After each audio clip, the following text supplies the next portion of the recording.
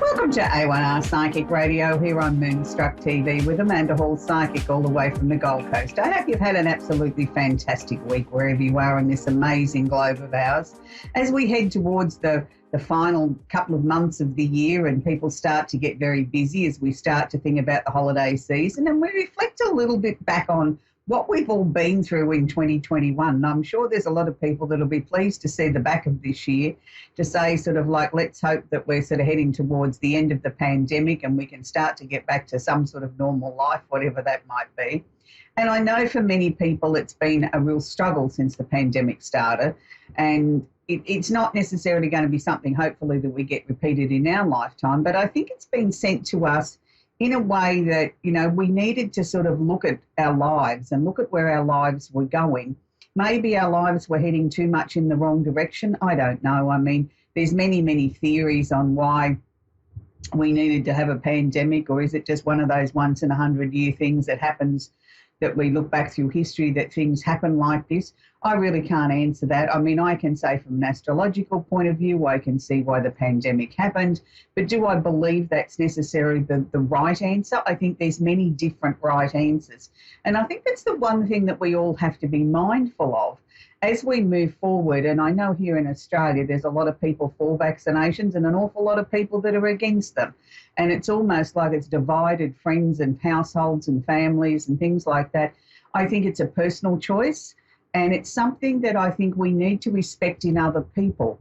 And, you know, as it gets increasingly difficult for people that aren't vaccinated to go and have a normal life or even to retain their job, they have to remember that that's the choice that they've made. It's not everyone's choice to have become unvaccinated. And I think that's been the sort of major topic around the inbox in the last week as I've spoken to many different people from around the world, and everybody seems to be saying the same sort of thing. They're experiencing this in no matter where they live in the world.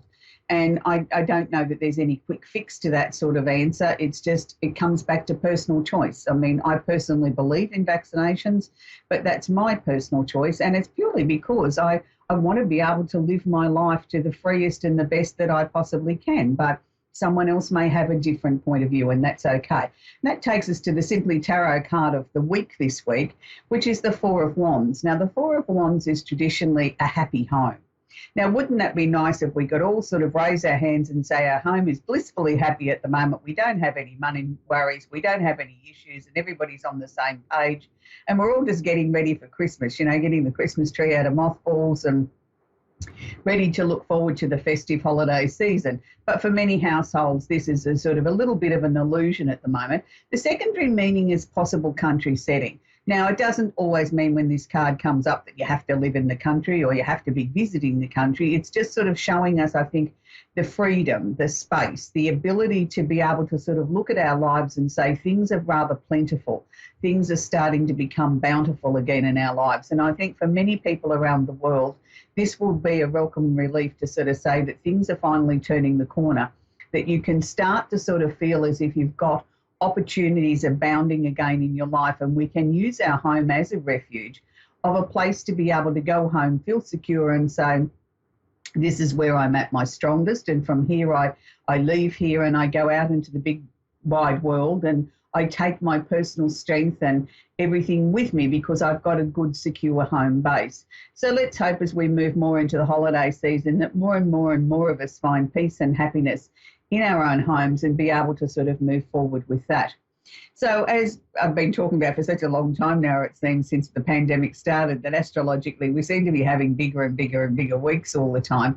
And I think it's just more because I am focusing more on astrology instead of, you know, say talking about candles or some of the other aspects of astrology that we covered in when I first started here at A1R, where I tried to give people some little bit of insight into how astrology worked with the houses and the energies and the signs, and we used to talk about famous people and things like that so that you could relate to it. But since we've got into the pandemic and it seems to be people need some sort of answers, some guidance to sort of help them understand what's going on in the world at the moment, that's been sort of the general thrust of the feedback and the messages that I've received from everybody that they really enjoy this part of the show because it gives them some sort of basic understanding of why they might be feeling not quite up to par or why things seem to be a little bit out of sorts with them. And they say it's a great comfort. It makes them realise they're not the only one. So we will continue with this more detailed astrology outlook, a trip around the universe, as I like to call it, every week. So this week we're looking at the emphasis still being in the Scorpio sector. Now, because we're heading towards the end of the Scorpio energy, some of the energy will start to shift and sort of wane a little bit. But what I find with the Scorpio energy seems to stay intense right till the last split second. It's like Scorpio doesn't really want to let go of his little place in the sun, his little bit of fame once a year for 28 days. And he's going to hang on to it until the last minute. And look, that's fair enough. So at the moment we have Mars, the planet of action, the planet that makes us get out of bed of a morning, that says, okay, this is time for us to get out of bed. It's time for us to get motivated. It's what gives us our drive and determination. Now, if you were fortunate enough to be born with Mars in Scorpio at your birth, which a few of us are, it's the planet and the configuration there in a natal chart that says that you are a great soldier, that you are a great commander, a great chief. You don't give up. It's sort of like you are a great strategist. You sort of look at everything to the nth degree. I wouldn't like to make an enemy of somebody that has Mars in Scorpio in their birth chart, because it means that they will fight until the bitter end, until there's nothing left. So just be aware of that. If you come across somebody that's got Mars in Scorpio and they're like a dog with a bone and they don't back down for nobody and nothing, then, they may just have Mars in Scorpio, so you might need to rethink your strategy. But anyway, back to what we're talking about today. So Mars in Scorpio is holding hands or conjunct with the planet of communication, Mercury.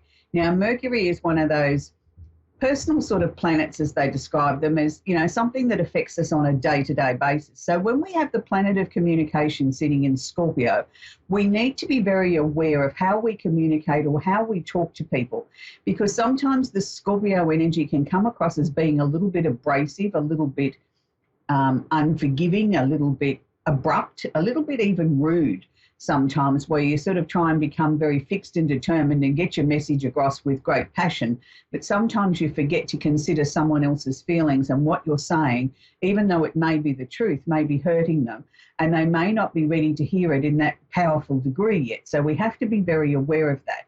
So we also have Mercury holding hands or conjunct the Sun in Scorpio. So these three planets are sort of like doing a little dance together, with Mercury in the middle. So we've got Mars on one side and we've got the Sun on the other side, and Mercury sitting in the middle. So there could be some very powerful discussions taking place in your home at the moment, or with people that you're closest to. Just make sure, though, that you have your listening ears on, that you don't come across as being too bombastic, too bossy. Yes, it's important to get your message across with determination and gusto, but make sure that you're sensitive and aware to the other person, that how they might be feeling or how it's going to affect them. It's not always about, I'm a very big believer in the truth. Don't get me wrong, but sometimes I think there's a time and a place to deliver the truth, and how you deliver the truth. That sometimes you maybe need to take a softer approach than you do head on, let's, go like the bull in the china shop approach, which most of us do most of the time. And I must say I'm guilty of that. Anybody that knows me and knows I'm a Sagittarian, don't ask me a question unless you don't want a truthful answer, because I will give you the truth. And usually it'll be, I don't even think about it. It just comes rolling off my tongue. So I'm very aware at the moment that with the energy in Scorpio, that I have to make sure that I'm very careful in the way that I'm wording things, and particularly if I'm helping someone through a crisis, which is what I do on a daily basis, that I'm not being too bossy with that I'm approaching it in a gentle, light-hearted manner, but in a firm way that they get the message, and it's up to them what they do with the information. We also have Venus, the planet of love and affection. Now, I know everybody sort of says to me, oh, isn't that where we find our true love and all this sort of stuff?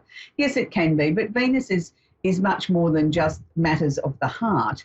It's the things that we love to do in life. Now, I find when Venus goes into an earth sign particularly, our focus isn't necessarily off love. It's about looking for value in love. It's sort of like if I'm going to start a new relationship, if I've been single for a while, then I want the right relationship. I don't necessarily want a relationship that is going to be just here for now and gone in 2 weeks' time. I want something that's stable, that is going to fit the person that I've become and fit my value systems, more importantly, the things that are important to me. And values aren't always measured by the amount of money in your bank account. It's the things that you find that are important in your life. Now, what we're looking for here, if you are unattached and you're looking to find a new Mr. or Mrs. Right in your life, make sure that you're looking at it not just in a superficial way, but looking at the bigger picture. Yes, you've got to find them physically attractive and there's got to be a connection. But then we have to look at, does this person fit the person that I am? Do they have similar belief systems? Do they have similar outlooks as far as finance and where their lives are heading and what's important to them, the types of friends that they have, the types of places and things that they like to do in their spare time? All these things make up a unique relationship. For many of us that have been in, permanent long-term relationships, this is the perfect time to sort of make sure that we're still realigned with our partner, that we're still both heading in the same direction or similar direction. We have the right to be individuals and do some different things in our lives, but we also have the opportunity to still sort of, just have a little check to make sure that we're both on the same page. And I think that's really important, particularly when we have been through such tough times. And a lot of the time, some of the decisions we've had to make have been very selfish or very personal because we haven't had a choice. We've had to move with the times, or we've had to, become flexible in our working arrangements and things like that. And now things are getting into a more settled approach that we've now got choices and decisions to make, where a lot of people are opting to work from home or work from home a number of days a week and only going into the office or into the place of employment a couple of days a week. So these are all different changes and people still have to adjust to this, but you have to make sure that everybody connected and concerned with this is on the same page and feels exactly the same way. Because sometimes I think we just get so gung-ho on what we want and what's best for us that we forget to consider other people in the household. So it's really important to do that. It's also a time where I think, with Venus in Capricorn, if we're going Christmas shopping, which many of us are, we need to look at not just something that's pretty that makes you feel good for a couple of minutes, but it has to have a practical application or something that's going to last. And I know the general consensus of a lot of people have been saying to me this year, Amanda, I'm not spending a lot of money on Christmas gift giving, the gift of being with my family that I haven't seen for such a long time and be able to eat and be merry and, catch up and share stories and things like that. That will be the greatest gift of all. And that's maybe not a bad way of looking at it. It doesn't always have to be the commercial frenzy that we see. Yes, we all like to be appreciated. And yes, we all like to get a little gift or two. But I think the greatest gift at the moment is to be able to be with each other, to be able to enjoy each other, to have family reunions, to have people around that festive table over the holiday seasons for the different days that we celebrate or even the days in between, and just be thankful that we have those people with us still, that, we've come out the other side of this pandemic in a way that we can, really value what's important, which is our family and friends. So, don't feel guilty if you're not planning on spending $1 million this Christmas on everybody as you normally do, that if you've rethinked how you're going to approach it, maybe you're going to give a gift that's got more thought put behind it, or something that can be a treasured memory, or something can be a memento that they take forward with them into other areas of their life. That may be a good way of doing it. And a lot of people are doing a lot of handmade or, giving the gift of food, something that they're making special themselves, knowing that, grandma really likes my chocolate fudge. I'm going to make grandma a nice batch of chocolate fudge and put it in a nice tin. And I'm sure she will appreciate that more than if you've gone down to the store and spent $50. So, there's lots of different ways of looking at this festive season coming up. Here in Australia, we call it Merry Christmas. I know overseas, a lot of countries around the world call it Happy Holidays. It doesn't matter what label you put on it. We all still believe in the same thing, and that's getting together, having fun, eating far too much, probably drinking too much if you drink, but spending time with the people that are important to us. And that's what this time of the year is about, is to celebrate another year coming to a close, but also looking forward to, in a positive way, for what may lay ahead in 2022. And, nobody really knows what's around the corner. I appreciate that. We can all think we do. We have a little glimpse of it. But until we start living it day to day, we really don't know. So, but we can hope for a much better and a much easier time ahead of us than we did when we headed into the pandemic. And I think that's the way that we need to look at it. We're coming out the other side of that. 2022 has got to be better than where we all headed to in 2020. So let's just keep that as a positive time. So we do have Neptune still sitting in Pisces. So, we've got a lot of creative energy sitting around us at the moment. For many people that are creatives and work in creative industries, they've been sharing with me over the last couple of weeks that it doesn't seem like that there's been enough time in their week to get the jobs and the things done that they need to do. And for some of them, they've been feeling a little bit, not cranky, but sort of a little bit frustrated that they don't feel like they've had any time to enjoy their life. So for those people, I think it might be time to sort of look at what's important. I know for me, I pencil time off in my diary for me to actually have a relax. And I know that might sound very simple, but if we don't do that, we become so busy that we forget to take care of ourselves, number one. And if we don't take care of us, then we can't achieve the things that we need to do and help the people we do. We're going to take our first caller, Echo in Placerville in California. Are you there, Echo? Yes, I am. Do you have a question I can work with, please, Echo? What a beautiful name. Thank you very much. I was wondering about me starting a metaphysical store. A metaphysical store. Okay, that's a really interesting question, Echo. In as much as metaphysical stores are one of those things, they sort of come and go a bit like a fad. They're a bit like yo-yos. 1 minute they're in fashion and the next minute they're out of fashion. But for those people that truly aspire to live a metaphysical life, that never goes out of fashion. So if this is something that you've not just listened to your heart about, but also have done the proper boring side of life, the business research and, crunched the numbers and, looked at whether or not you think it's the right time to open something like that in your area and, you've got the right location and all that sort of thing. I'm assuming you're doing a bricks and mortar, are you, not an online store? I do have some online, and I sell at the place I work at. Right. But with this opening a metaphysical store, you're planning on opening a bricks and mortar store? More with like oils and tarot cards and things like that. Yeah, but are you opening a physical shop? That's what I'm asking. Yes. Sorry, I was confused. Yeah, that's why I said a bricks and mortar store. Yeah, no, look, because the reason I asked that was because I could see people coming and going, like teaching from there, holding workshops or courses and things like that, not just you selling product. Is that where you're aiming to take this? That's exactly what I'm aiming to do. Yeah, because that's what I could see. Sort of like, yes, we've got the retail part at the front, but towards the back of the premises, I could see a space for people to learn. And I'm not saying that that's the biggest area of your work that will come out of this, having the shop, but I think it's going to be one of the things that's going to drag people in there or encourage people to come in is the fact that you've got this learning facility as well. It's sort of like they both feed off each other. Do you know what I mean? Somebody that comes in to buy, say, a bottle of essential oils, has a look around and sees a sign and says, oh, good, I can learn tarot here on a Tuesday night, so that you've got the interest coming from that. So I think it's going to be a two-pronged thing.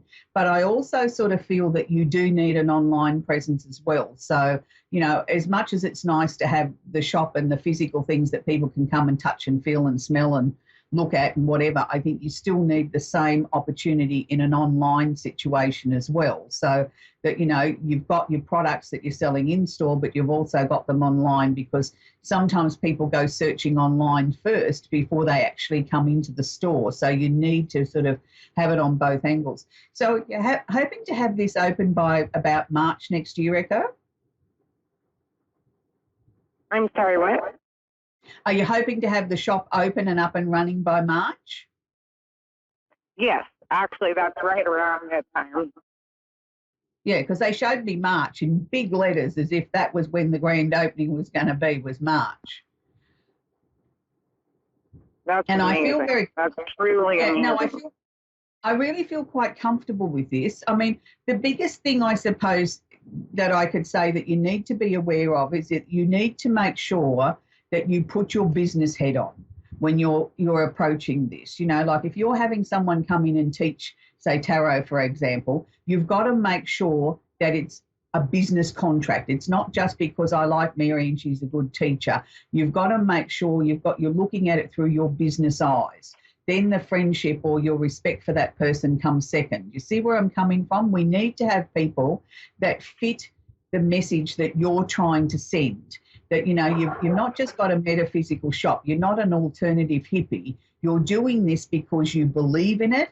It's, you know, I believe the tarots and astrologies and things like that are metaphysical sciences. They're not something we just dreamed up. They're tools that we have an opportunity to work with. So you want to take that to the public in a way that it's making the industry grow up a little bit more, that, you know, not everybody that's into reading tarot cards is a hippie.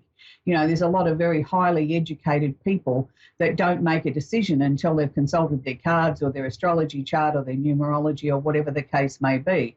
And you want to appeal to those sort of people as well as the people that might just like a box of incense or might like a particular essential oil. We want to approach everybody. We want to make it welcoming for everyone. Is that where you were hoping to take the business? Yes. Yeah, that's the approach I feel that you will. And I feel you're going to be very, very successful with it. But it's the teaching, to me, is got to be not the main draw card, but it's the one that I think that gets the word out there, that people will be talking about it, that they're down there doing a course at Echoes on a Tuesday night or a Wednesday morning or whatever the case may be, that's where you get your word of mouth. You know what I mean? It's sort of like, yes, the shop will be pleasing to the eye and people will come in because it looks pleasing, but we want to get you a reputation of this is the place to go to learn, where you can improve your life. I love it. Yeah, and that's what I think your main objective should be. You know, I mean, colours and all those sort of things are going to be things that'll come to you, and you'll just intuitively know when you go to set up a display somewhere and you stand back and you look at it and you go, oh, that's wrong. I have to move it over to there. That's just all part of the fun when you have a metaphysical shop. Look, I know you're going to be hugely successful, and, you know, more than ever now people are looking for answers. And if there's that one positive thing that's come out of the pandemic is that a lot of people now are leading towards our belief systems and aren't looking at it as if we're strange anymore, which is good. So Yeah, do you read anything? Do you read tarot or something yourself, Echo? Yeah. Okay, but you want to make that a feature of the shop as well, that, you know, that you have a day a week or so many appointments a week that people can actually book in with you, but yours needs to be a little bit more exclusive. You know, I mean, I keep going back and using Mary as an example, but say Mary comes in and she does readings on a Tuesday morning for 4 hours and she charges, say, $30. Yours needs to be $40. Do you see what I mean? Because you're the owner.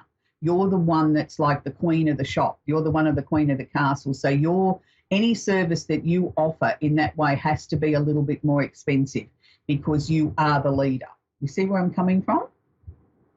Absolutely. Yeah, and don't make it that you're available every day of the week or anything like that. You've got a set time that you do, you know, and that's it. You want to make yourself very exclusive. But I know you're going to do truly really, really amazing. well. Yeah, but it's the right time though, Echo. It's something that you've thought about doing for a long time, and it was just a matter of waiting for when the universe said to you, this is the time, wasn't it? Yes. Yeah, so I really think that this is good. So, you know, are you planning on bringing in like other practitioners to, you know, besides the teaching? Are you going to have sort of maybe somebody there that might come in one day a week that might do iridology or, you know, aromatherapy or something like that can promote the oils and things that you sell? Yes. Yeah, because I just think you need to look at it as like a medical centre, a metaphysical medical centre. Do you know what I mean? Like you've got the teaching, you've got the learning going on, you've got, you know, a couple of services that people can come in and have done, whether it's, iridology on Tuesday mornings and on Thursday mornings we have the aromatherapy lady in, or whatever the case may be. And, people can come in and get their astrology done, or their tarots, or their whatevers.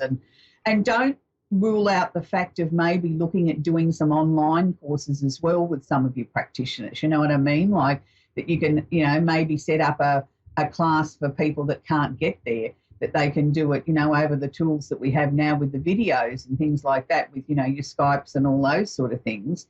There's lots of different ways of looking at things to sort of, have more than just your local environment as well. And I always think it's good to have some sort of loyalty system too, you know what I mean, for your regular customers, that, they've had 10 readings and maybe the 11th's free or something like that. You know what I mean? You'll get some creative ideas that you want to keep people No, I love back. that. Yeah, and it's sort of like there needs to be lots of different things that, people like to look at new things. And I think tarot's one of those things that, there's probably 1,000 different sets on the market, probably more than that today. But if you pick the ones that you feel drawn to, or that you have a natural affinity with, or the ones that that are your biggest sellers, then build around that. And the same with other things. You'll find that you'll start to get the right products and the right merchandise that is right for you. But I know you're going to do exceptionally well, Echo. I wish you all the success with it. Please drop me a line when you get the shop open. I'd love to see some photos. You can find me on Facebook under Amanda Hall Psychic. Anyway, that's where we're going to leave Echo in Placerville now. We're coming to the end of the show. I do apologise we only had time to squeeze in one caller today. So for those of you that are regular viewers of the show, you'll know that I'm a huge David Cassidy fan.